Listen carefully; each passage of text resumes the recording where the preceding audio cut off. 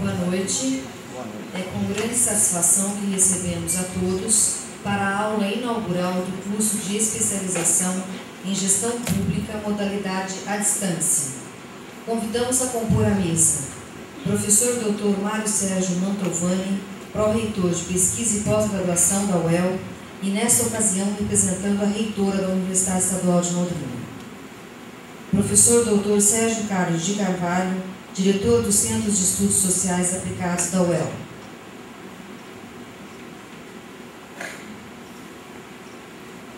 Professor Dr. Pedro Paulo da Silva Airosa, diretor do Laboratório de Tecnologia Educacional da UEL, diretor do Núcleo de Educação à Distância da UEL, coordenador da Universidade Aberta do Brasil, um programa fomentado pela CAPES, e coordenador geral deste evento. Professora doutora Maria de Fátima Salles de Souza Campos, coordenadora do curso de especialização em gestão pública.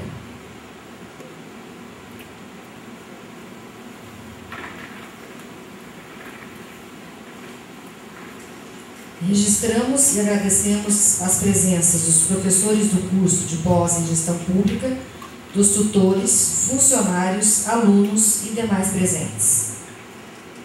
Este evento é uma realização da Universidade Estadual de Londrina, através do Núcleo de Educação à Distância, da Pró-Reitoria de Pesquisa e Pós-Graduação da Universidade Aberta do Brasil, um programa fomentado pela CAPES. Neste momento, convidamos a fazer o uso da palavra o professor Dr. Pedro Paulo da Silva Airosa, coordenador geral deste evento. Tudo bem? Boa noite. Então vamos lá. Já vou saudar todos a Deus, colegas da mesa, aos alunos. Só uma curiosidade. Quem são os alunos aqui? O público-alvo está presente. Eu preparei uma série de pontos para trabalhar com vocês, mas eu vou ser bem breve, né? Já a hora já está avançada, e o professor Mário já está aqui do meu lado, dizendo que quer ver a Morena. Então eu vou ser bem breve. Esse é a primeira aula inaugural do curso de especialização em gestão pública na modalidade à distância, e é o primeiro curso da UEL. Por isso que nós estamos fazendo esse ato, né, inicial, inaugural. E eu estava pensando em casa, assim, o que eu vou falar para esses colegas, né, da importância desse curso. É um evento tão importante dentro da história da universidade, porque é o primeiro curso na modalidade à distância produzido dentro da UEL. E ele vai ser o pioneiro de uma série que está sendo trabalhada. O professor Mário, até nós estávamos conversando, nós temos 9 propostas para o ano que vem de curso de especialização. Nós estamos fazendo um cadastro junto à CAPES, e se depois vai seguir todo o trâmite, se for aprovado, nós vamos ter 9 ofertas de curso na área de música, artes, biologia, história, química, letras, mais alguns. E a Rosa já está rindo aí, que é mais trabalho, né, Rosa? Então, isso é importante. E todos o nosso planejamento, vocês são de gestão, sabem que, resumindo, a gente tem planejamento, execução e controle. Então, tudo agora nós estamos na parte da execução. Isso tudo foi planejado há algum tempo. E sempre, às vezes, o pessoal me conta e diz assim, mas como está a educação à distância? O que está acontecendo? Qual é a política? E eu sempre falo a mesma coisa. Tudo que nós estamos fazendo, que não é pouca coisa, está lá na página 110 do PDI.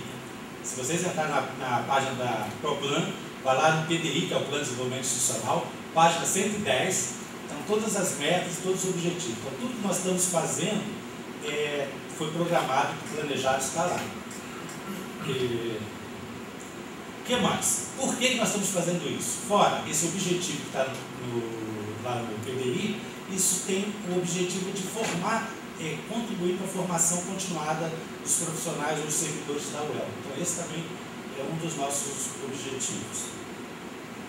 É um modelo para os próximos cursos. Então, essa é a primeira vez que nós estamos fazendo todo o planejamento em conjunto com a universidade toda. Não é uma iniciativa do LabPed, LEAD, isoladamente. Isso foi uma forma da gente utilizar já um programa que a universidade faz parte, que é a Universidade Aberta do Brasil, é um consórcio de universidades públicas para cursos à distância gratuitos.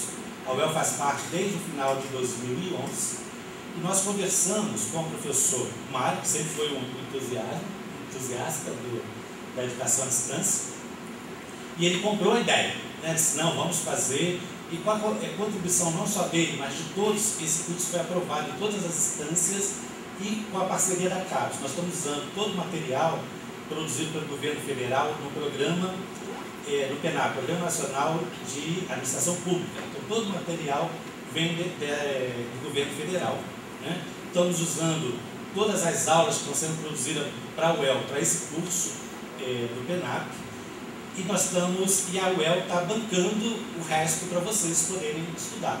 Então, mantivemos o nosso compromisso de ensino gratuito e formando gestores públicos para atuarem, pós-graduandos de gestão pública para atuarem aqui na UEL.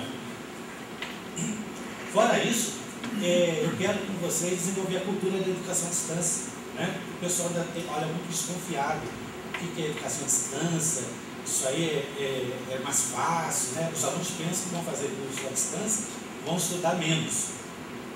Na realidade, é exatamente o contrário. Vocês vão ter que estudar muito mais do que o presencial. E essa é uma das grandes razões da evasão da educação à distância. Se você perguntar para os alunos, por que você saiu de um curso? Eu pensei que era mais fácil, eu pensei que não tinha que estudar tanto.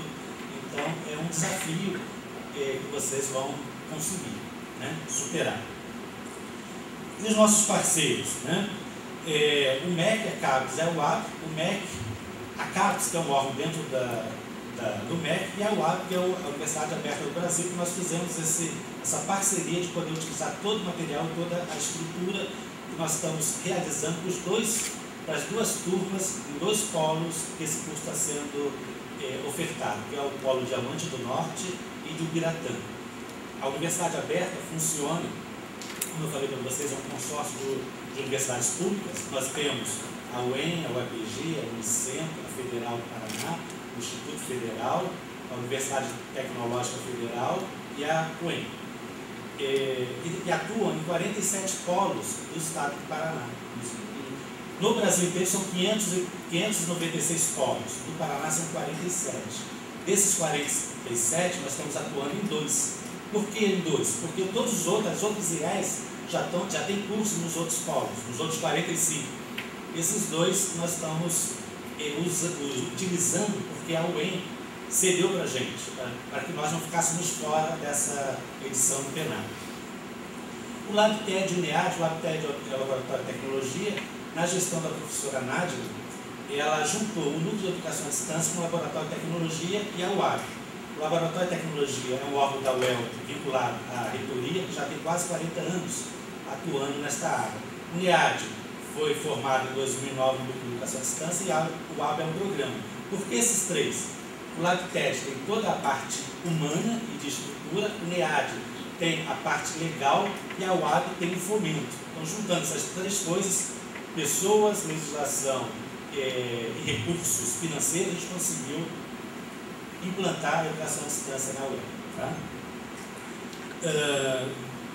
Também eu coloquei aqui citando a própria PG, que tem lutado para a gente conseguir toda essa parte de educação à distância. A gente depois eu boto uma reunião com o professor Mário, e ele disse assim, como é que está? A Rosa está fazendo tudo direitinho, a própria PG, assim, tá, a Rosa está fazendo tudo certinho, nós estamos conseguindo que a pós-graduação comece na educação à distância. E é um desafio muito doloroso. A gente tem já passado alguns anos, né, que existia uma grande resistência à educação à distância. Conforme as pessoas vão conhecendo, essa resistência vai diminuindo bem. O PDE, PDE é um programa da Pró-Reitoria de Extensão, esse prédio pertence ao PDE, também foi um parceiro desde o início. O Núcleo de Educação à Distância usa uma sala desde o andar superior e também contamos com esse apoio sempre que precisamos lá da Pró-Reitoria. E a ATI, que tem toda a parte computacional que está dando suporte. Já falei meus 5 minutos, aí como é que está? Já fiz 10% do que eu tinha planejado, mas é rapidinho. Outra coisa que eu queria falar para vocês, chamar a atenção, que vocês são os pioneiros, né, dessa oferta. E já me perguntaram onde vão ser as aulas, né? Assim, educação à distância, a aula não é presencial. Por isso que eu sou radical na educação à distância. Acho que não tem que ter nem hora nem local para vocês estudarem. Isso é, vocês têm que estudar em todos os lugares o tempo todo. Então não tem horário de aula, não tem sala de aula. O professor Juarez está rindo, né? Mas é isso, professor. 24 horas em todo lugar. Até um barzinho para estudar. Oi? Até um barzinho, né? Sim, não, nenhum inconveniente. Então, como eu falei para vocês, tem essa flexibilidade. Então nós não temos aula. Vocês só vão ter que fazer prova nas datas previstas, a prova é presencial, que é uma questão de lei. Tem que cumprir a lei que prevê os encontros presenciais para a prova. O resto é tudo somente à distância. Não tem um calendário. Eu já mandei hoje à tarde um link para os acessos. 50% dos alunos, todos os alunos, nós temos em torno de 130 alunos, já acessaram o ambiente virtual. E a nossa previsão é começar a aula no sábado. Então nós estamos começando 2 dias antes que chegue esse material. Tá? Deixa eu só localizar vocês, então, para terminar a minha fala, no contexto, o que está acontecendo em educação à distância e vocês estão fazendo parte. Nós estamos acabando o curso de pedagogia à distância, uma oferta especial, que tem 2.472 alunos inscritos, alunos da UEL, da Prograde. Esses alunos tiveram apoio no Polo de Colombo, Curitiba, Paranaguá, Serra Azul e Palmeira. Então está acabando agora, começamos em dezembro de 2011, estamos terminando agora. Agora estamos começando a pós-gestão. Nós temos um projeto junto com a Universidade Federal Fluminense, que é um mestrado à distância, que não está sabendo nada disso, está sendo surpreendido agora. Nós estamos na negociação preliminar de um mestrado profissional com alguns professores da UEL, que vai ser em Portugal, da Europa, Brasil, Portugal, talvez Espanha. Temos um grupo de pesquisa que está sendo formado também com pesquisadores brasileiros, portugueses e franceses. Temos uma parceria com a Secretaria de Cidadania, Justiça e Cidadania, para cursos à distância para os apenados. Temos uma parceria em estudo com a Universidade Aberta de Portugal. E temos começando um grupo de pesquisa em educação à distância também dentro da UEL. Isso aqui foi as coisas assim, que eu lembrei que nós estamos produzindo. O pessoal não está sabendo, eu não gosto de fazer muita propaganda, eu gosto de executar. Então vocês às vezes são surpreendidos, pessoal, o que está acontecendo? Não está acontecendo nada, tem muita coisa acontecendo. Como a gente faz propaganda ou trabalha, né? Então a gente tem dado a prioridade para o trabalho. Então, eu desejo sucesso para vocês, os alunos. Não vai ser fácil, no sentido que vocês vão ter que estudar bastante, mas vai ser muito gratificante. Vocês vão ver que vai passar rápido, daqui a pouco vocês já estão no final do curso, recebendo os diplomas, né? Passa muito rápido. Eu comecei no curso de pedagogia falando em fevereiro, Feliz Natal. Né? Aí o pessoal assim assustou, como é que você fala Feliz Natal em fevereiro? Pelo Carnaval, Natal já foi, né? Há uns 2 meses atrás. Eu disse assim, não gente, como vocês abriram hoje é Natal. Dito e feito. A única coisa que eles lembram é que eu falei isso em fevereiro, quando eles despertaram já estávamos em dezembro, terminando o curso. Vocês também, estão começando agora, então já falo Feliz Copa do Mundo, né? E daqui a pouco nós já estamos na Copa e vocês já estão terminando o curso. Então, obrigado, desculpe a demora aqui na minha palavra, e eu já passo a palavra para... Fará o uso da palavra a professora doutora Maria de Fátima Salles de Souza Campos, coordenadora do curso de especialização em gestão pública. Bom, eu vou ser bem rapidinha, né? Eu acho que o Pedro Paulo já falou assim, tudo a respeito do curso, né? Deu um resumo bom. Boa noite a todos da mesa, alunos, professores, tutores, né? Funcionários que dão todo o suporte ao nosso curso. Eu queria dizer para vocês que o curso de especialização em gestão pública, né? Como o Pedro Paulo falou, é o pioneiro em termos de especialização aqui na UEL.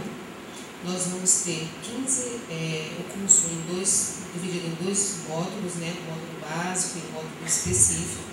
Ao todo são 15 disciplinas.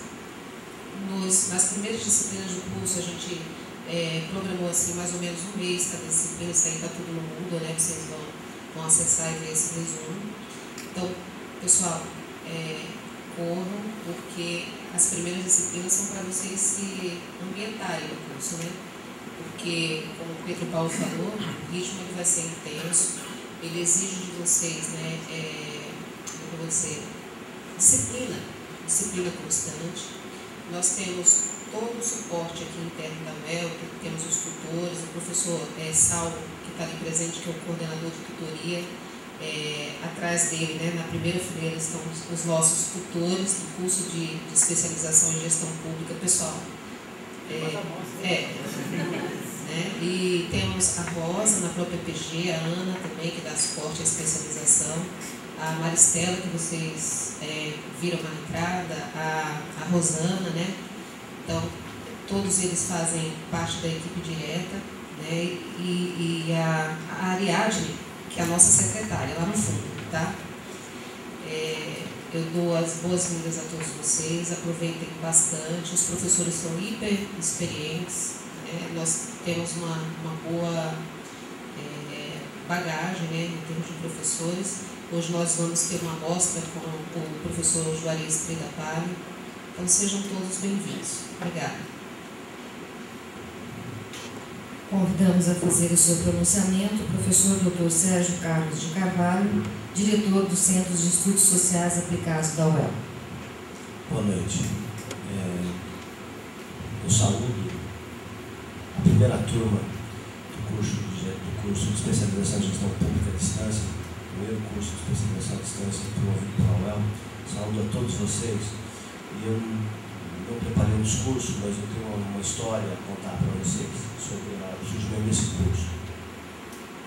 Um belo dia eu chego no Centro de Estudos Sociais Aplicados de César, que eu já chamei de Glorioso de César, o pessoal ficou rindo da minha cara, mas eu Glorioso de César, uma bela manhã, e sou abordado por alguns professores que trabalham com gestão pública.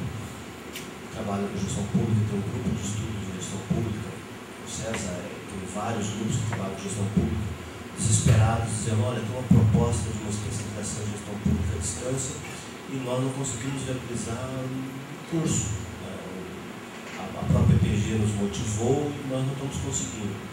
Aí eu acho que entrei em contato com o Mário Sérgio entrou em contato comigo e aí aparece, como aparece na UEL nos grandes momentos de crise que a UEL viveu, nos momentos de maior necessidade, aparece o que faz diferença na UEL. O que faz diferença na UEL é o seu quadro de pessoal, tanto os técnicos administrativos, o pessoal de apoio que muitas vezes ajudou, contribuiu e salvou a UEL de muito poucas e boas, como os professores da UEL que surgem nos momentos mais propícios e que dão suporte às inovações que a UEL vem fazendo. E saiu eu, a caça de um professor que pudesse assumir a responsabilidade para coordenar o curso. Porque, veja, nós louvamos essa administração, porque essa administração levou a comunidade da UEL a proposta do ensino à distância, ela motivou a comunidade da UEL e ela conseguiu tornar isso uma política institucional. Só que isso apenas não basta. É preciso que você traçar uma política institucional e ter um corpo docente, um corpo técnico comprometido com isso. E aí fomos aos vários departamentos do César e a professora Maria de Fátima estava à disposição para fazer isso, a despeito de todos os afazeres.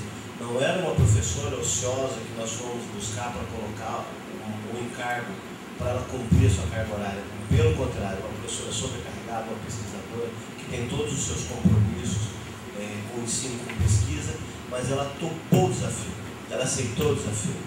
E a partir disso a gente tinha instituído o curso de ensino à distância na UEL. Por quê? Porque somos nós, professores, nós, corpo humano da universidade, que fazemos a diferença. O Mário Sérgio desesperado, batalhando nos cursos, o professor Pedro Paulo também batalhando, nós do César também apavorados, porque para nós seria uma grande oportunidade para avançar. Existe uma ideia de alguns professores, Nós temos mestrado em gestão pública. No entanto, embora isso seja algo de longo prazo, seria um pequeno passo para nós. E a gente deu uma contribuição com ela. Então eu louvo ao trabalho da professora Ana de Fátima, ao trabalho do Mário Sérgio, ao trabalho do professor Pedro Paulo, ao trabalho de toda a equipe técnica que está empenhada com isso, porque isso fez a diferença quando a UEL foi fundada, isso fez a diferença ao longo da história da UEL, isso está fazendo a diferença hoje na UEL, isso vai fazer a diferença para o futuro da UEL. Eu lamento que muitos dos que fizeram a história da UEL, infelizmente vão ter que nos deixar, vão ter que se aposentar, vão ter que se retirar da universidade, porque esse pessoal fez diferença, esse pessoal continua fazendo diferença e poderia continuar fazendo diferença. E eu espero sinceramente que o quadro humano de pessoal que retorne consiga fazer jus a todos que passaram pela universidade, a todos que foram pioneiros. E essa é o momento de pioneirismo que nós estamos vivenciando. Eu achei que hoje já está lotado aqui, mas a UEL a gente funciona assim. O curso de economia provavelmente começou com uma turma, com 2 ou 3 professores, eu faço parte do curso de economia. Hoje é um curso que tem um mestrado e que está sonhando em ter um doutorado. O curso de administração é a mesma coisa, o curso de contábil é a mesma coisa, o curso de biologia também deve ter sido a mesma coisa. E esse curso também não está sendo diferente. Mas é um passo pioneiro que está sendo dado aqui. Então eu fico muito feliz de estar presente, até vim de gravata, mas eu achei muito cedo. Ela falou, vá bem vestido. Eu falei, então gravata, porque senão, afinal de contas. Então, sejam bem-vindos, e vocês estão conversando com uma pessoa que tinha um preconceito muito grande contra o ensino à distância. No entanto, eu vivi uma experiência durante o mestrado, durante o doutorado, que me fez mudar de posição. Por quê? Durante o mestrado, a minha orientadora estava nos Estados Unidos, eu precisava desenvolver, avançar na metodologia que eu estava utilizando. Ela não tinha o domínio da metodologia. Eu descobri um professor da USP que tinha o domínio da metodologia, li todo o trabalho dele, liguei para a USP para conversar com o professor, ele estava nos Estados Unidos também, ia ficar mais de um ano nos Estados Unidos, mandei um e-mail para ele, ele retornou o e-mail com as explicações necessárias e disse, olha, a minha aula está gravada no site da USP, entre. E eu fiquei lá 3 horas, aprendi a metodologia com a aula que ele me deu, embora eu nunca o tenha conhecido. E a aula está gravada no site da USP. É um exemplo disso na distância. Então, por isso que eu digo, nós, ou as pessoas que resistiram ao ensino à distância, podem ser seduzidos para o ensino à distância, quando perceberem que no ensino à distância a gente consegue fazer ensino de qualidade, ensino com seriedade, no mesmo nível do ensino presencial. Muito obrigado. Boa noite a todos. Neste momento falará o professor Dr. Mário Sérgio Mantovani, pró-reitor de pesquisa e graduação da UEL e, nesta ocasião, representando a reitora da UEL. Boa noite a todos. A professora Nádia me deu essa tarefa, feliz de estar aqui hoje. Ela entrou de férias e a gente a liberou mesmo para dar uma merecida descansada nesse período. Quando eu entrei na própria PG, a professora Nádia me deu essa tarefa, uma das tarefas, né? É que a gente colocasse à frente para andar os projetos do ensino à distância na UEL. E eu virei para a professora Nádia e falei assim, mas eu não sei nada do assunto, não sei nada do ensino à distância. A professora Nádia falou assim, mas você vai ser o elemento facilitador, não tem que saber fazer ensino à distância, tem que, vamos buscar os caminhos e abrir as portas para quem quer fazer, para quem sabe fazer, criar as condições na instituição. E foi isso que eu tentei fazer até agora com o professor Paulo. Eu tento não dizer não ao professor Paulo. Ele chega e ele me pede alguma situação e eu nunca falei não para o professor Paulo. Eu falei assim, professor Paulo, eu vou ver como eu posso fazer. Nós na PG a gente sempre fala assim, Pedro Paulo, nós vamos ver como a gente pode fazer isso. Eu acho que é esse espírito que tem feito com que o ensino à distância na UEL, com pouca estrutura convencional de formatação, tem conseguido se estruturar exatamente com os esforços de diretores de centro, de grupos de professores, de grupo de servidores e a comunidade, quando é chamada, aderindo à proposta de ensino à distância, é que a gente está fazendo essa história e começando a colocar esse tijolinho, né, no caminhar da evolução do ensino da Universidade Estadual de Londrina. Tem um valor imenso essa primeira turma para a gente, porque ela realmente é o nosso carro-chefe, né? É o nosso orgulho de estar sendo a primeira turma, de vocês terem aceitado a participar dessa primeira turma, né? E a gente, essa educação continuada, né? Nós não temos alunos, nós temos profissionais aqui, né? Que vão ficar com a gente por esse período dessa formação, e muitos outros virão atrás dessa estrutura e dos novos cursos que a gente espera, a partir do ano que vem, estar oferecendo à comunidade local, interna, externa, para todo mundo, e a gente espera estar desenvolvendo isso. Nós estamos aprendendo também, tanto quanto vocês que estão se formando, nós também estamos aprendendo nesse processo, né? E é isso que tem estimulado todo mundo da própria PG, o grupo do professor do EAD, o grupo de professores, e a gente vai seguindo nessa. E a gente espera que vocês, após participarem como sendo formados, que se junte a esse grupo para ajudar na formação dos próximos, né?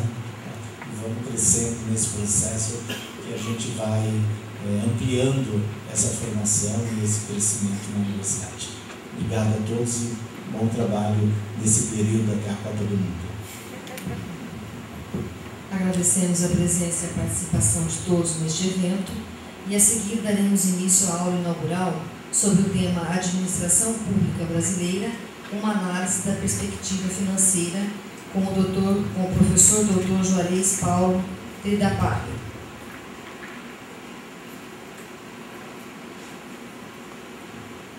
O professor Dr. Juarez Paulo Tridapari graduou-se em Administração pela Universidade do Extremo Sul de Santa Catarina. Fez mestrado em Administração pela Universidade Federal de Santa Catarina e doutorado em Engenharia de Transportes pela Universidade Federal do Rio de Janeiro. Exerceu o cargo de Secretariado Executivo da Receita do Estado do Amazonas, Secretário Executivo de Administração e Coordenador de Arrecadação. Foi professor efetivo da Universidade Federal do Amazonas, professor colaborador da Universidade Estadual do Amazonas e da Universidade Estadual de Londrina, e hoje é membro do Comitê Científico da Conferência Internacional de Compras Públicas. Com a palavra, o professor Juarez.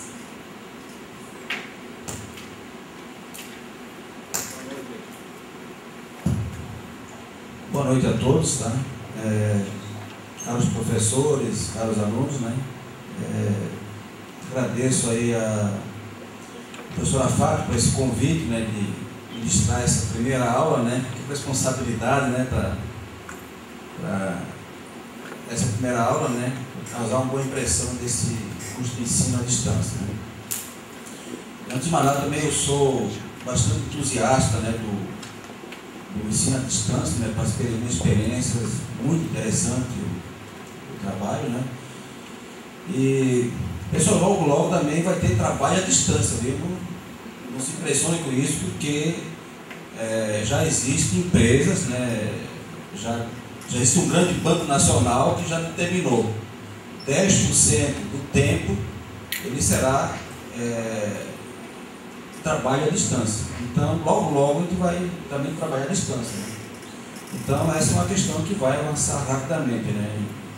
Hoje, com a tecnologia, né, da informação, da comunicação, nos permite isso aí, né? Bem, quando a professora Fátima me convidou para fazer essa aula inaugural, né, eu comecei a pensar o que eu vou abordar com os alunos, né? Porque a questão da gestão pública é muito ampla, né? E como nós temos um tema hoje que está bastante na pauta aí nacional, né, no Congresso, os governadores estão discutindo, né, essa questão financeira, né, e também na minha experiência profissional, nos últimos 2 anos eu participei ativamente junto às diferentes fazendas nessa questão financeira, Eu vou tratar esse tema, né, eu vou abordar algumas questões que talvez interessem a todo mundo, e nem sempre essas questões financeiras são do domínio público, né, e não são bem explicadas, né, para a população como um todo. Né. Então, eu vou abordar esse tema, colocar algumas questões, né, o tempo é curto, né, mas eu vou tentar colocar alguns pontos. Tá? Bem, acho que o que aparecerá é o seguinte: eu vou trabalhar aqui com por que o setor público é importante, né? A primeira pergunta que vai fazer, discutir os desafios da gestão pública, a carga tributária e a repartição de receitas. Eu vou trabalhar na questão da capacidade de investimento do setor público. Vou falar uma coisa na questão dos desperdícios dos processos de gestão, aspectos financeiros do federalismo brasileiro, que é um tema que está sendo discutido agora no Congresso Nacional, a questão da guerra fiscal também que está sendo discutida, né, no Congresso Nacional. Vou abordar algumas questões sobre a desigualdade de gastos nos estados, nas principais políticas públicas, né?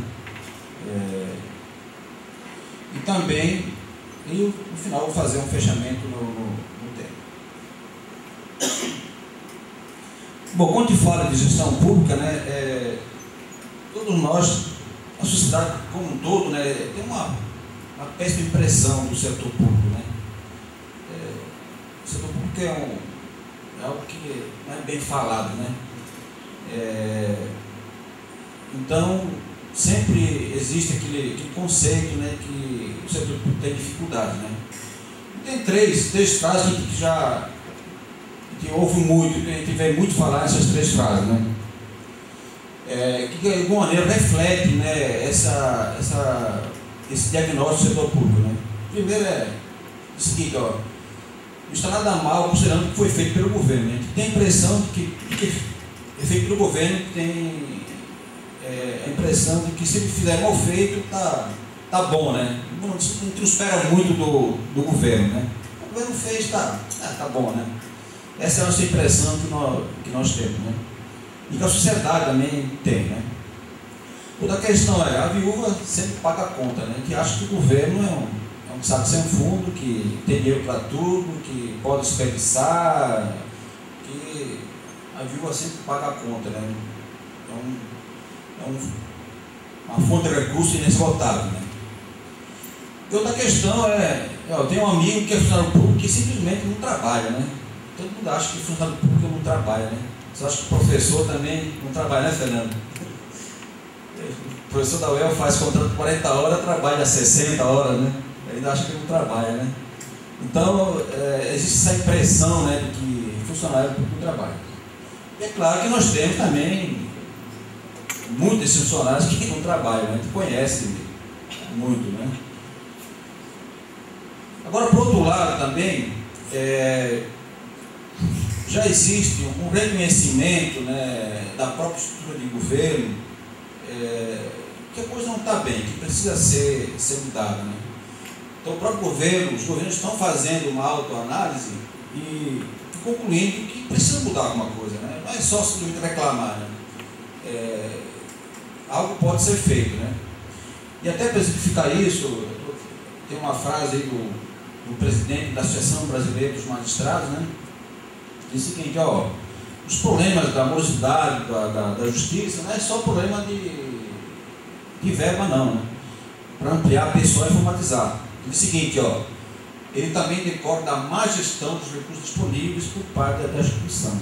Então, quando o próprio integrante do serviço público reconhece isso, né, porque é algo para ser feito. Né?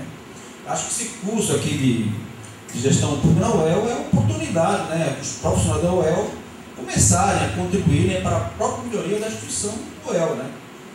E existe espaço para se trabalhar na melhoria da qualidade da gestão da própria UEL. Né? Então existe já esse reconhecimento, né, da própria estrutura interna do governo que algo pode ser realizado. E outra questão é o seguinte: isso quem afirmou foi o Geraldo. Diz: tudo que você fizer em projeto de qualidade, investimento no setor público, na melhoria, o retorno é garantido. A cada real investido, tem um retorno de pelo menos R$80 entre 12 a 18 meses. Então, tem negócio melhor do que investir em modernização, em qualificação, melhoria de processo na área do setor público? Pode investir que o retorno é garantido. Né? Então, isso é uma constatação do próprio Gerdau, né, que é um grande empresário brasileiro, né, ele esteve muito envolvido, né, nesses últimos anos na melhoria da gestão pública, né, ele tem contribuído bastante. Então, ele tem essa constatação, né, de que qualquer investimento que se faça na área pública, o retorno ele é garantido. Né? Então, dá para investir porque o retorno é tranquilo. Também, a pergunta se faz, mas por que afinal tem que melhorar o setor público? O que interfere na vida da gente? A primeira questão é a seguinte: praticamente o setor público detém só em carga tributária 36, 37, 38% do PIB brasileiro. Então, só por isso, o setor público já passa a ser importante, porque ele interfere diretamente na nossa vida. Né? Grande parte da riqueza está na mão do governo. Né? Sem considerar aí as outras empresas públicas, a Petrobras, né, que detém um grande volume de recursos. Né? E também, todos nós nos relacionamos com o setor público de alguma maneira. Para pagar imposto, né? Quem que não paga algum imposto, né? As empresas fazendo negócio com o próprio governo, né? Existe um mercado no setor público hoje que em torno de 500 bilhões de reais de compras públicas e contratações de serviço. Então é um segmento que é importante, né? De alguma maneira também nós nos relacionamos utilizando serviços públicos, né? Embora a gente não tenha aquela qualidade que todos nós desejamos, né? Mas, de alguma maneira, nós nos relacionamos em muitos serviços públicos, né? A gente vai precisar tirar carteira, fazer a carteira de identidade, alguns serviços de saúde, né? Enfim, existem sempre alguns serviços que a gente acaba utilizando, né? Então, por essa razão, esses pontos aí, de alguma maneira, nós nos relacionamos bastante com o setor público. Então, é um segmento que precisa ser olhado com bastante atenção e exige um investimento para a sua melhoria. Né?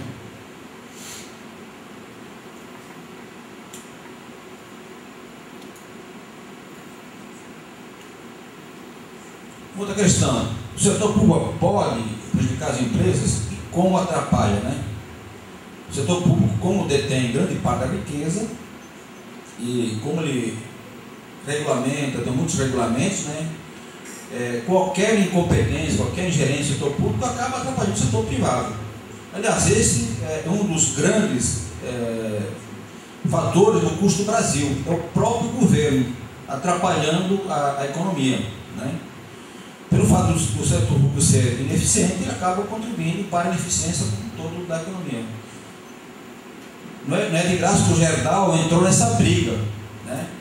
Ele entrou nessa briga de colaborar com o setor público, investir até dinheiro nisso aí, exatamente para melhorar a economia como um todo, né? Para reduzir o custo do Brasil. Porque toda a incompetência, toda a ingerência do setor público acaba sendo transferida para a área privada. E se nós queremos um país competitivo em termos mundiais, nós precisamos também ter uma economia competitiva, tanto no setor privado como no setor público. Não tem país competitivo só com a área privada. O setor público também ele tem esse papel extremamente importante. Afinal, tem solução no setor público? Existem soluções que já deram certo? Pessoal, nós temos aí verdadeiras ilhas de excelência no Brasil na área do setor público. Né? Nós temos grandes universidades, nós temos grandes organismos, né? Empresas de pesquisa como a Embrapa, né? Temos sempre de excelência. Né? E tem algumas experiências pontuais muito interessantes, como por exemplo a implantação da nota fiscal eletrônica e instituição fiscal. Isso é um projeto grandiosíssimo que envolveu União, Estados, municípios e a iniciativa privada. Então é um projeto que dimensões extremamente complexas e que está funcionando. Né? Então só você querer fazer que as coisas acontecem. Tá? Nós temos uso de governo eletrônico na gestão fiscal. Então, o Brasil foi classificado como um país que tem uma boa transparência fiscal. Tem um organismo internacional que deu uma nota 7,4. É considerado um país bem transparente em termos de gestão fiscal. Claro que tem transparência, mas talvez as informações que estão disponíveis não estão sendo utilizadas de forma adequada. Né? Então, esse assunto é um assunto muito complexo, que exige, né, um aprimoramento para se trabalhar melhor essas informações. Né? Então, tem essa experiência. Nós também temos boas experiências também na gestão da cadeia de suprimento, de compras públicas, né? Com o pregão eletrônico. O governo federal tem uma boa experiência, muitos estados fizeram experiências interessantes. É claro que tem todo um conjunto de estados e municípios que ainda não estão nesse processo, mas nós já temos experiências que já deram certo e podem ser multiplicadas. Nós temos sistemas de gestão escolar, de saúde, nós temos sistemas de apuração de custos. Né? Eu vi uma experiência interessante de ver no Congresso o Banco Central apurando o custo das suas operações. Né? Também temos inúmeros institutos fazendo, né, esse tipo de apuração. Treinamento para altos funcionários, a utilização da própria gestão estratégica, né? Então, nós temos inúmeros órgãos utilizando a gestão estratégica, medição de indicadores, né? Então, nós temos aí boa experiência. É claro que não é do tamanho que é necessário, né? Então, é muito lento o setor público nesse avanço, né? Precisava acelerar esse passo, né, essa modernização do setor público. Então, essa que é a grande demanda, né? Porque tudo que se faz deu certo, né? Então a questão é só multiplicar. Agora, entrando mais especificamente na questão financeira, né, do setor público. Pessoal, existe um problema muito sério no Brasil, no setor público como um todo. Nós temos uma baixa capacidade de investimento direto. Até eu estava vendo comentários essa semana de um amigo, ele disse: o governador não tem grandes obras no estado, né? A gente não vê grandes obras. Essa é uma realidade não só aqui do estado, uma realidade de todo o país. Os estados e municípios estão com a baixa capacidade de realizar investimentos. Então esse é o diagnóstico, essa é a grande discussão que está ocorrendo hoje no Congresso Nacional, os governadores, secretários de Fazenda, né? Essa baixa capacidade do setor público como um todo. Então essa é uma questão muito importante, depois a gente vai até mostrar para vocês com mais detalhes. Nós temos pontos também de desperdício nas compras públicas. Esse é um problema nacional que precisa ser enfrentado, né? E nós temos ferramentas que podem contribuir para isso, né? Nós temos um serviço da dívida, né, de amortização de juros, que estão sufocando muitos estados e muitos municípios. Então, uma grande demanda que está vindo aí no Congresso é exatamente relevar um pouco essa questão do serviço da dívida para os estados, para dar um fôlego, né, exatamente para a questão da capacidade de investimento. Nós temos um baixo desempenho também dos processos que aumentam o custo de pessoal. Então, os processos precisam ser melhorados para demandar menos de pessoal. Isso é possível fazer, né? Com a modernização dos processos de trabalho, você consegue fazer a redução do pessoal. E dificuldade de manutenção do patrimônio público, né? Então, é muito comum que nós observamos, né, prédios, equipamentos, né, sucateados, pela dificuldade que o público tem de manter esses equipamentos. Às vezes se constrói, né, um hospital, um prédio universitário, uma instalação, e existe a dificuldade para a manutenção. Então, o desafio que é aumentar essa capacidade de investimento, né, e ampliar também as políticas públicas. Nós temos uma demanda muito grande de políticas públicas na área da saúde, educação, saneamento, né? Nós temos que melhorar os processos, desempenho dos processos, porque nós temos a capacidade, às vezes, de contratação de pessoal também está nos limites, né, da lei da responsabilidade fiscal. Então, os processos precisam ser melhorados para que se trabalha com a mesma quantidade de pessoas. Nós temos um desafio de diminuir a carga tributária e melhorar a distribuição, acabar com a guerra fiscal, racionalizar os gastos, fazer mais com menos, e inclusão dos critérios de sustentabilidade social e ambiental. E também estimular o controle social, né? Hoje, com a lei de acesso à informação, nós temos que estimular esse controle social, né? Organizar a sociedade para que faça esse controle do governo, porque não tem fiscalização efetiva se não tiver o controle da sociedade.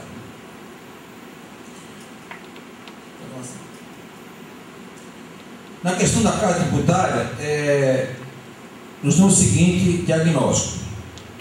Nós tivemos uma ampliação da carga tributária de 88 para 2011, de 21,2% para 35% a 36%. Pessoal, nós temos aí uma das maiores cargas tributárias do mundo, né? É a sexta maior carga tributária das 10 maiores economias. A nossa carga tributária é 38% maior que a média da América Latina. Esse é o tamanho dessa nossa carga tributária. É maior que a dos Estados Unidos, China, Japão e Canadá. Então, nós estamos no limite da carga tributária. Não tem mais espaço para cobrar muito por ninguém, não aguenta mais pagar imposto, né? E como é que evoluiu tanto essa carga tributária? Por duas razões. Aumento de tributação mesmo, né? O governo impôs mais tributação, em alguns casos, principalmente a nível de contribuições, e também aumento da eficiência do fisco, né? Nos últimos 15 anos, o fisco brasileiro recebeu um grande investimento, né, do Banco Mundial, o Banco Interamericano de Desenvolvimento, né, para se modernizar. Então o governo, o fisco ficou o leão ficou com as garras mais afiadas, né, principalmente nos estados e municípios. Então isso contribuiu para aumentar essa carga tributária. E outra questão, além do aumento da carga tributária, houve uma tributação maior em cima das pessoas de renda menor. Vejam bem aqui, ó. Quem tinha uma renda até 30 salários mínimos, né, teve um aumento de carga tributária de 8%. Renda entre 5 a 15 salários mínimos cresceu 15%. E até 2 salários mínimos, 20,6%.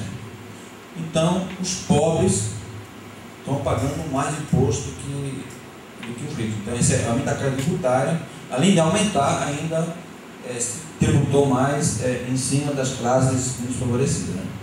O governo agora está tentando, né, reverter a situação, né? Recentemente desonerou aí a questão da linha branca, né? Agora a cesta básica e outras questões para diminuir esse impacto, né? Outra questão, quando se fala em receitas públicas, é a grande concentração do governo federal. O governo federal detém praticamente 60% de toda a carga tributária do país. Então, estados e municípios estão sendo controlados financeiramente pelo governo central, né? Os estados detêm apenas 27%, né, da carga tributária, e os municípios apenas 15%. Aonde a população vive, apenas 15% da carga tributária está lá, né? O governo federal é que detém a maior parcela. E como é que ele conseguiu isso aí, o governo federal? Nos últimos anos, de 88 até 2011, o que ele fez? Ele aumentou as contribuições, né? As contribuições não são repartidas nem com o Estado nem com o município, então ele passou a tributar via contribuições, não repartiu com os estados e com os municípios e manteve, né, a estrutura dos impostos repartidos. Então, em 2011, em 88, as contribuições eram 20% da receita tributária e em 2011 ficou entre 48% a 49%. Então, houve um aumento substancial das contribuições. Então, isso que contribuiu para a grande concentração de receita na mão da União. Isso acabou contribuindo para reduzir a capacidade de investimento dos estados. Os estados estão no limite, porque não conseguem fazer investimento, porque o governo federal está segurando toda a carga tributária, né, e o estado não consegue mais fazer investimentos.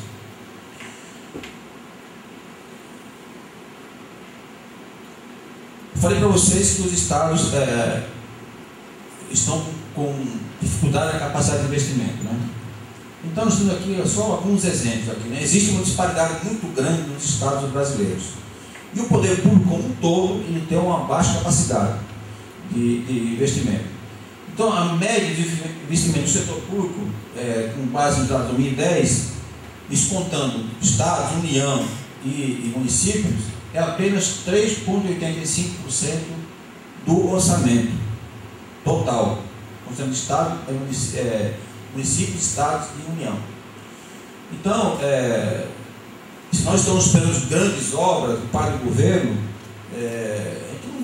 não tem recurso para isso. O governo tem uma capacidade limitada, né, de recursos, tanto os estados como o município, como a própria União. Então, quando falo em lançamento do PAC 1, PAC 2, tantos bilhões, esses bilhões são para 1 ano, 2 anos, 3 anos, 4 anos, é o agrupamento de vários anos. Porque, por ano, se nós formos somar toda a capacidade de investimento em todos os estados, municípios e União, não chega a 100 bilhões por ano. Né? Então, é muito limitado. E tem também um conjunto de estados que estão praticamente com capacidade de investimento zero. Né? Nós temos 2 estados que estão com um problema seríssimo, que é o Rio Grande do Sul e Minas Gerais, né? Que é a capacidade de investimento a partir dos recursos próprios. Outros estão em uma situação um pouco melhor, né? O Amazonas tem, por exemplo, 8,8%, o Distrito Federal 5,2%.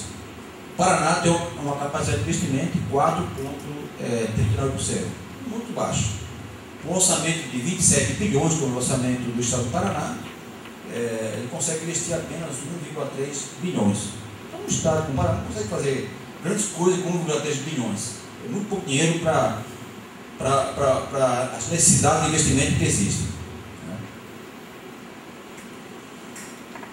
O Estado do Paraná, segundo o Fórum Permanente do Estado, composto pela FAEB e FIEB, diz o seguinte: o Estado precisa, para destravar todo o aspecto logístico, de 7,4 bilhões, só na questão logística. Então seria necessário pelo menos 15 anos para cumprir essa agenda só do aspecto logístico. Sem considerar os investimentos em saúde, em educação, em universidades, sem considerar nada disso. Só para destravar o gargalo logístico do Estado do Paraná, ele precisaria de 7,4 bilhões. Então, em 15 anos, levaria 15 anos para fazer isso. Né? Os investimentos federais estão previstos para 2013 1,6 bilhões, de um bolo de 86 bilhões que o governo federal tem para investir. É muito pouco. Né? Então, essa é a dificuldade, né, do poder público, principalmente dos estados. Se nós analisarmos aqui historicamente, né, pode ver que sempre ficou entre 3, teve um ano que ficou 1,15, né, ficou 2, né? Então, a média aqui em 2009 aqui ficou em 3,85 da despesa, né? Os estados têm, isso em termos do setor público geral, né? Se nós pegamos só os estados, aí melhora um pouquinho mais, né? Mas também muito limitada essa capacidade de investimento. Também tem estados que têm uma capacidade maior e outros menor. Tem um estudo do IPEA também que faz uma análise da taxa de investimento do setor público com base no PIB. Vocês podem ver que ficou sempre na linha do 3%. Né? Aqui em 2011 teve uma queda. Né? Então essa, pessoal, é a grande dificuldade do setor público. É ter dinheiro para investimento. Tudo que se arrecada acaba indo para o custeio. Então qualquer crise mais séria que ocorra, simplesmente os estados, municípios e União ficam sem capacidade de investimento. Como aconteceu em 2008. Praticamente todos os estados brasileiros ficaram com capacidade de investimento próximo de zero, em função da crise econômica que teve. Então, se nós analisarmos aqui por estados, pode ver que fica nessa faixa do 8, né? Os melhores, né? Aí começa a reduzir, né? Aí vem a segunda leva de estados, pode virar a página, né? Aí tem os estados já mais perigosos, tem estado que tem capacidade de investimento negativa, não consegue fazer nada, ainda fica devendo ainda, né? Só consegue investir com recursos de empréstimo ou transferência do governo federal. Nós temos aqui pelo Paraná 4,39, né? Rio Grande do Norte 2,49. Isso é a situação de 2010, que era um pouquinho melhor. Em 2011, a última reunião do CONFAS, que estive lá em Maranhão, nós fizemos até uma pesquisa com o secretário de Fazenda lá, né? 16 estados simplesmente disseram: a minha capacidade de investimento vai ser muito próximo de zero e eu estou tendo dificuldade para pagar fornecedores e prestadores de serviço, né? Saiu uma matéria aqui na Gazeta do Povo essa semana sobre exatamente essa questão de investimento no estado do Paraná. Aqui, ó. Olha só o orçamento do Paraná no último ano, 2012, 27 bilhões. Olha quanto ele investiu: 1,3 bilhões. E aonde ele investiu? Basicamente na Secretaria de Infraestrutura e Logística, na estradas, portos, né? Na Justiça investiu 199 bilhões, o resto vem aqui as outras secretarias, né? Mas é muito pouco, pessoal, sobre... E o custeio ficou em 14,5 bilhões de pessoal, né? 14,5 bilhões de pessoal e encargos. Então, essa é o retrato de todos os estados e municípios, essa com capacidade. E tem uma coisa mais interessante ainda: os estados, o governo federal detém grande parcela da receita tributária, né? Praticamente 60% da receita fica com os estados, com a União. E nos serviços, praticamente quem fica com os grandes serviços do país é o estado e o município. Por exemplo, a educação básica, praticamente é 100% do estado e município. Ensino universitário, 74% é privado, 27% é público.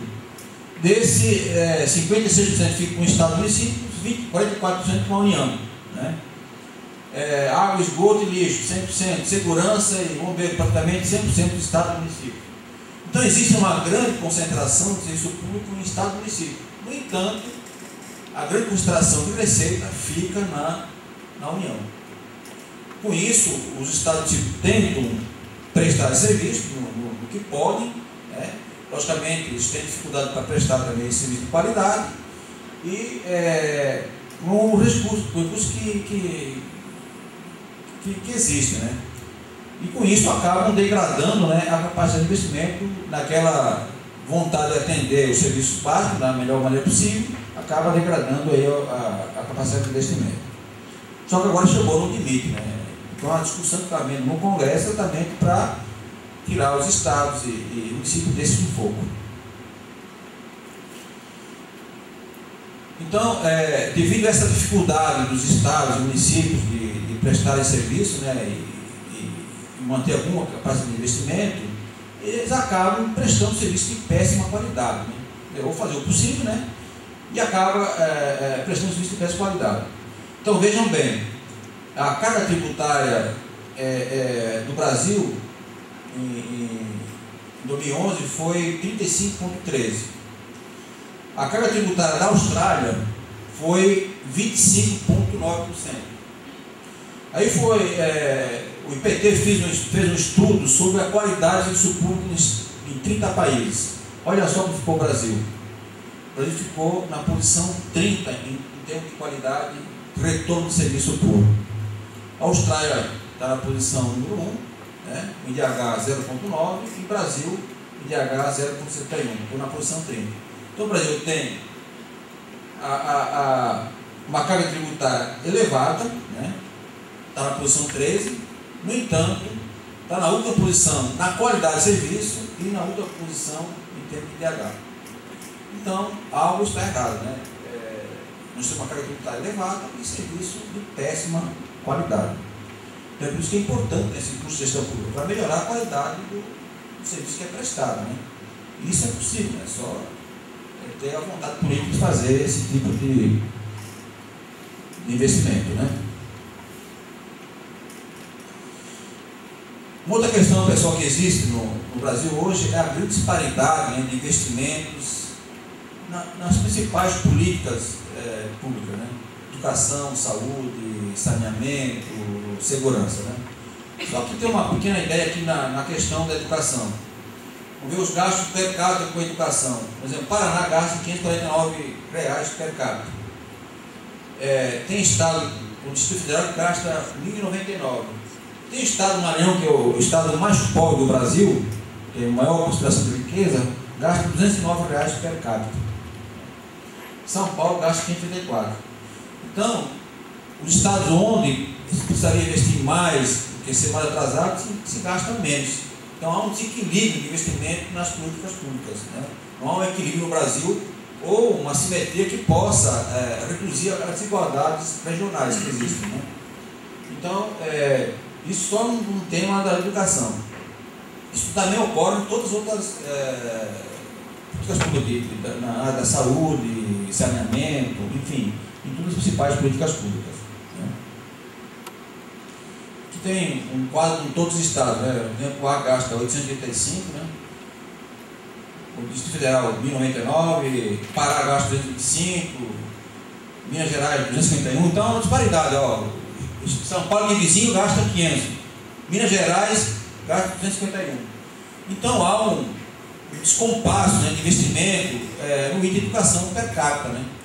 Então algo está errado, né? Essa carga tributária está mal distribuída, né? Esses recursos estão mal distribuídos no país como um todo, né?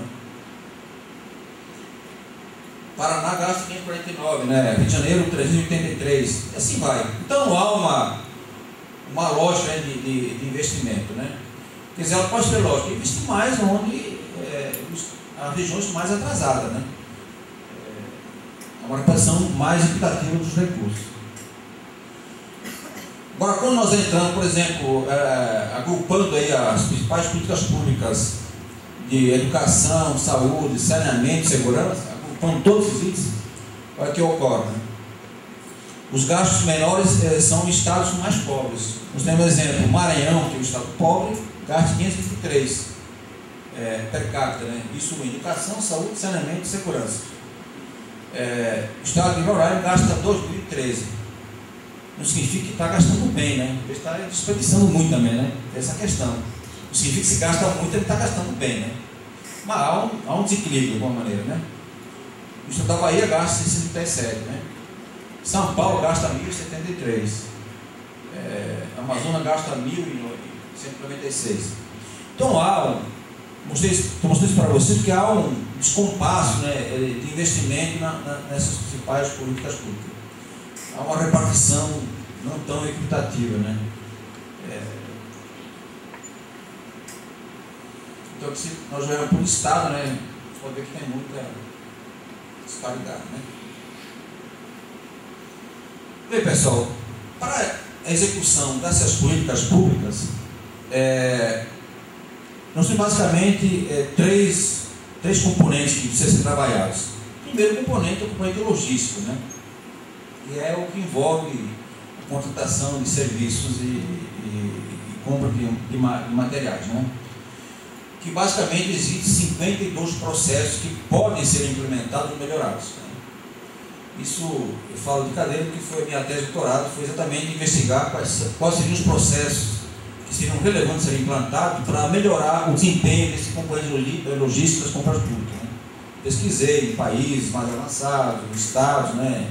Várias experiências, e tentei consolidar quais seriam os processos importantes para bom funcionamento desse componente logístico, né?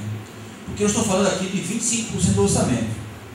Então hoje o país gasta, né, com esse componente logístico aí de compras públicas, ele gasta em torno de 500 bilhões de reais, somando estados, municípios e União. Então aqui é um processo, se nós quisermos executar bem as nossas políticas públicas, educação, segurança, saneamento e outras, gestão ambiental, enfim, todas as políticas, né? O primeiro passo é trabalhar bem esse componente logístico. E nem sempre isso é bem bem considerado na gestão pública. Então, esse é um ponto que precisa ser trabalhado e melhorado, né? E tem muito espaço para avançar. Depois eu vou mostrar para você um diagnóstico de como está isso no país. Gasto com pessoal e investimento em infraestrutura, né?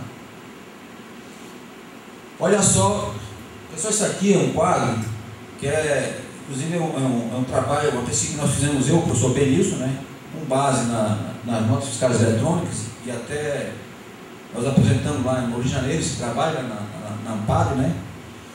E olha só que nós concluímos. Nós calculamos as perdas nas compras públicas nos gastos correntes.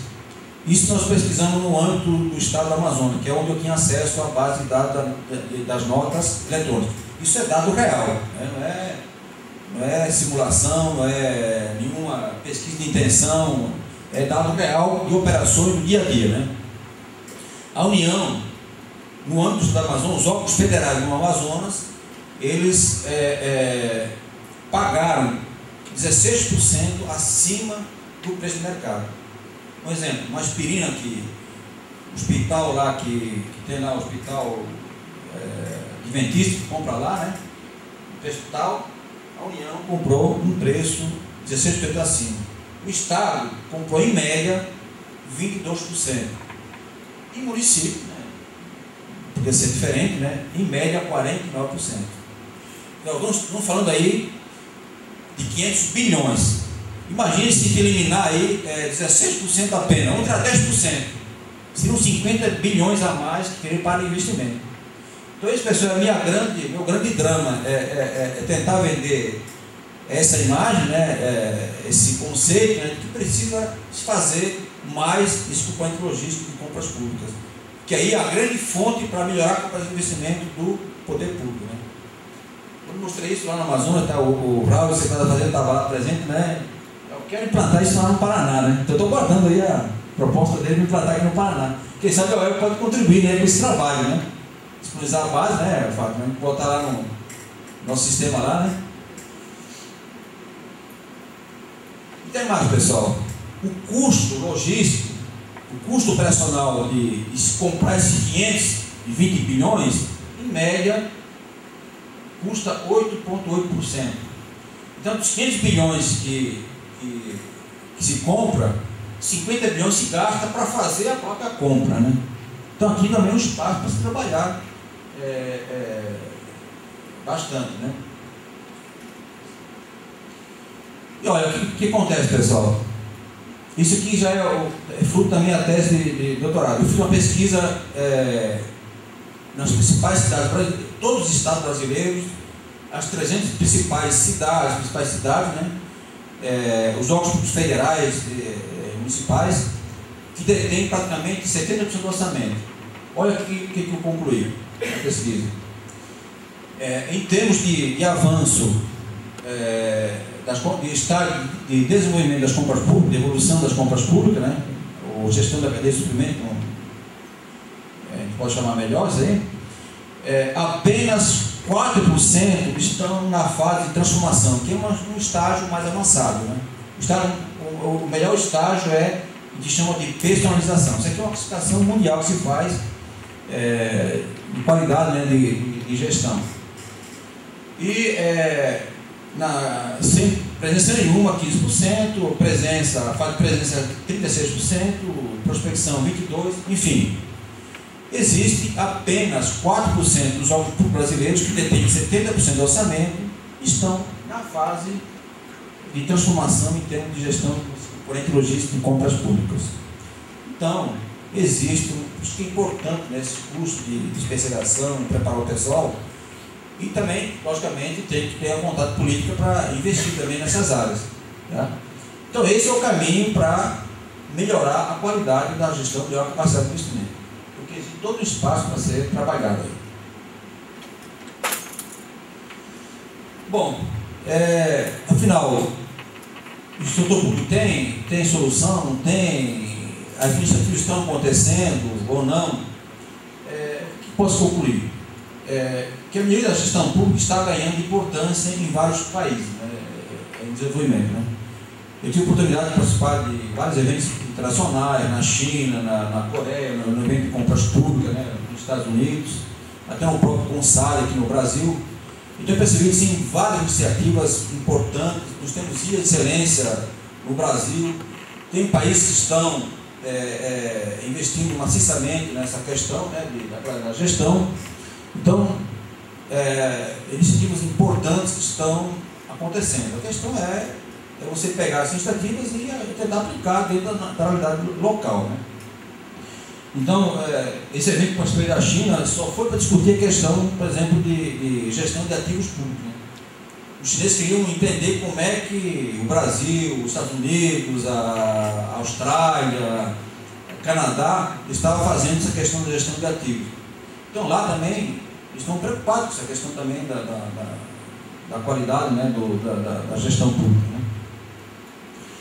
né? E o setor público, né, o Brasil tem condições de alavancar o processo de modernização, né, e apoiado por consultoria, né? Então, tem espaço para isso, né? E tem boas experiências no país, como Minas Gerais, né, que conseguiu fazer um bom avanço nessa área, né? Então tem espaço para se avançar na modernização do setor público, né? Agora, claro, existem alguns pressupostos básicos, né? Todo qualquer processo de modernização, de avanço na gestão pública tem que ter um apoio político, né? Sem apoio político nada acontece, né? Quando fala apoio político não é só apoio do governador, é apoio do reitor, do pró-reitor, do diretor, enfim, todas as pessoas envolvidas, né? E logicamente, além do apoio político, tem que ter um bom gerente interno que faça a coisa acontecer, né? O próprio pró-reitor falou aqui, né? Não tem nada sem distância, mas tem alguém que entenda e tem que apoiar, né? Então, tem que escolher a pessoa certa para fazer que as coisas aconteçam. A mesma coisa é no serviço público, aqui, ó, pode ter, às vezes tem governador, tem prefeito que tem a vontade imensa de acertar, mas não encontra as pessoas adequadas para fazer que o processo aconteça. E às vezes uma boa intenção não é o suficiente, tem que ter um gestor que faça a coisa acontecer. E tem muitos projetos que acabam caindo no descrédito, acabam não avançando porque não tem um bom gestor interno, né? Porque Minas Gerais avançou bastante? Porque teve um bom gestor interno, né? Nada mais nada menos que o gestor de Minas Gerais é o que é o governador hoje, que é o Anastasia, né? Ele foi o gestor do processo de modernização de Minas Gerais, né? E também a grande maioria das práticas gerenciais da área privada pode ser utilizada no setor público. Pessoal, essa é uma constatação que eu até trabalhei no meu doutorado, desse tipo. Tem boa experiência de compras públicas, de compras de empresas privadas que podem ser muito bem utilizadas dentro da área pública. E assim em várias áreas, né? Então, os instrumentos que existem na área privada podem ser muito bem adaptados, né, à área do setor público, que funcionam muito bem. Um exemplo disso é a gestão estratégica. A estratégia funciona como uma luva dentro da área pública, né? Então é só questão de ter vontade política e implementar. Só outra questão, a reforma tributária, né, tem que acontecer para eliminar a guerra fiscal, né, e simplificar a vida dos contribuintes, né? Então não tem nada mais complexo nesse país que a questão tributária, né, que complica a vida das empresas, e a guerra fiscal que está degradando essa capacidade de investimento dos estados, que estão querendo atrair empresas a qualquer custo, né? Aí reduzem tributos, com isso não conseguem arrecadar mais. Essa empresa acaba atraindo mais demanda de serviço público e fica num ciclo vicioso, né? Então, até conversando com o secretário da Fazenda de Rondônia, aquele projeto da usina hidrelétrica lá, isso foi ótimo para o Estado, né? Só que ele estava num sufoco lá para atender as escolas, atender a área da saúde, porque houve uma demanda enorme de serviço público em função de um projeto novo que surgiu, né? Então foi muito bom ter o projeto lá, mas isso tem uma consequência, né? Então nós temos que rediscutir o Pacto Federativo para a melhor distribuição dos recursos. Então o governo federal tem que abrir mão dessa concentração de recursos que existe, né? Então ele vai ter que vai abrir mão dele, né, para tentar passar a unificação CMS. Ele está jogando 8 bilhões no fundo de compensação de perdas e mais 12 bilhões como fundo de desenvolvimento para os estados. Então é uma forma também de redistribuir essa. Logicamente não é a melhor forma, porque acaba os estados ficam dependentes do próprio governo federal. Né? O governo federal consente e depois sai distribuindo, né, para os estados. Então há um poder muito concentrado. Né? O ideal seria distribuído de forma já na Constituição. Né? Mas enquanto não chega lá, esse é um caminho através da criação dos fundos. Né? Enfim, nós temos que melhorar a eficiência das políticas públicas. Né? Como falei, um bom exemplo aí é eliminar, por exemplo, os desperdícios que existem na área de compra. Né? Eliminar as diferenças regionais. Né? Como falei, existem disparidade de gasto, tanto na educação, como na saúde, como no saneamento. Né? Então, tem que ter um equilíbrio. Né? E esses fundos que existem, tipo fundo de participação de Estado, seria para isso, né? Para fazer o equilíbrio.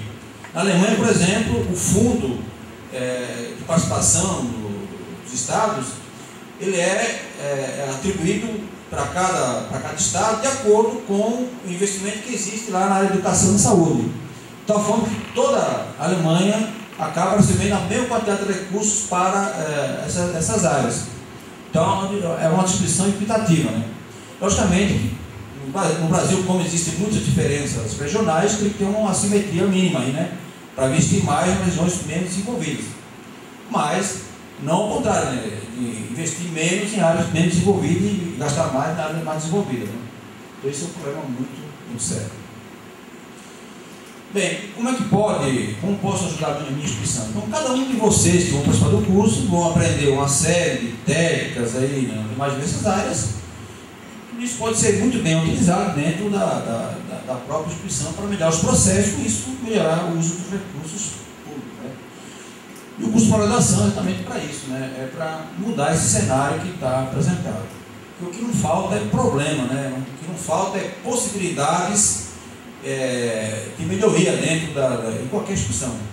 Acho que todos nós temos que contribuir para a melhoria do nosso processo, o menor que seja. Né? Então, pessoal, essa mensagem eu queria passar para vocês, né? E espero que tenha sido útil, né, essas informações que passei para vocês. Muito bem, obrigado.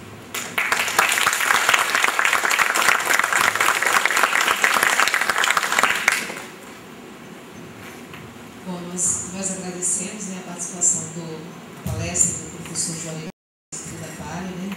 Realmente ela veio ao encontro da proposta do curso, de tudo que foi falado hoje à noite pelo professor Pedro Paulo, pelo professor Marco Sérgio, pelo Sérgio Carvalho, né, nosso diretor.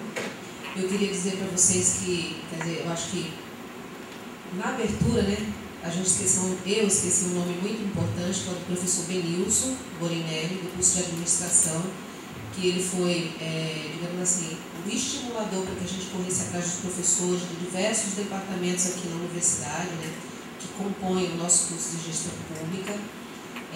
Ele que nos ajudou a fechar o corpo docente num espaço de tempo tão curto, que nós tivemos, acho que 2 dias, né, professor, para fechar essa proposta do curso de especialização. Como o professor Juarez da Pari mostrou hoje para nós temos um grande desafio, né, dentro da universidade, internamente, e enquanto consumidores, contribuintes e, enfim, cidadãos aqui do nosso país, de melhorar essa gestão pública, reduzir esse desperdício, enfim, melhorar os processos dentro da nossa unidade de trabalho. Tá? Eu agradeço a todos vocês a presença hoje aqui. Eu acho que essa daí vai ser uma das poucas aulas presenciais que nós temos. Nós temos ao todo 130 alunos nesse curso de especialização, 30 que são vocês, do Polo Piloto de Londrina, e mais 50 alunos em cada polo, no Polo de Diamante do Norte, no Polo de Ubiratã. O nosso coordenador de tutoria aqui é o professor Saulo, né? Professor... Bom, eu não quero ver. E eu não vou me recordar de todos. Tem o Paulo, a Emília, a Roseli e o Ivan, que são os nossos coordenadores de tutoria, tá? Que vão estar atendendo no LabTED, né, dando esse suporte inicial para vocês. Vocês, quer dizer, quando vocês forem acessando o Moodle, vocês vão ser direcionados para um deles, tá? Ao longo desse processo. E eu mencionei já que tem a Ariadne, né? Que é a nossa secretária, mas toda a comunicação de vocês, pessoal, à exceção dessas dúvidas, né, que vão ser tiradas com os tutores presenciais, vai ser através do sistema Moodle, tá?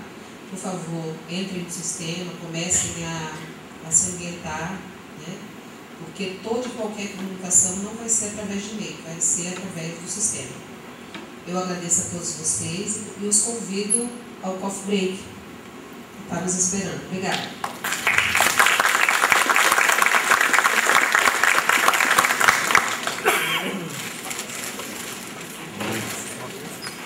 E aí, parceiro?